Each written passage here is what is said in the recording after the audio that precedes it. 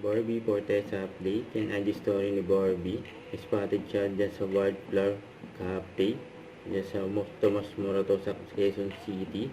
Hindi ko talaga ni Barbie mga cafe.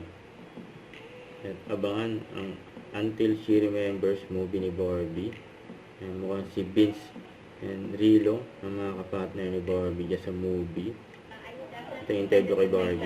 I'm going to do that as I did it last year. And ayun, mahilig kasi mo talaga akong mag-me time. And parang yun yung naisip ko ring way to celebrate Valentine's Day.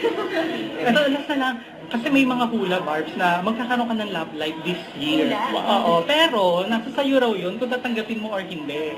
So open ka ba? Open na ba? Yes? Yes, I'm open naman. Wala namang problema.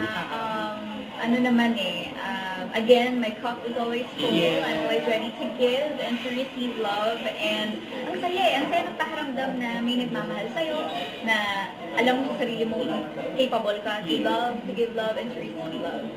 Ayan o. Thank you very much, Miss Ang likod pa lang ni Barbie. Fortesa. I think red is her favorite color. Red dress there, red dress in the picture. She looks fantastic. Teaching us all how to be a fun... Sa ito ba? Post ng Abinon Clinic. Ang ganda pa nga ng model ng Abinon. Walang iba kundi si Barbie.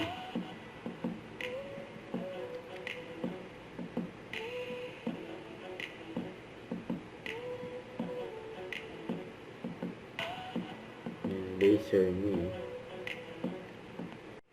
Don't forget to subscribe, click the notification bell for more updates. This is Richard Action Vlog. Stay tuned for more videos.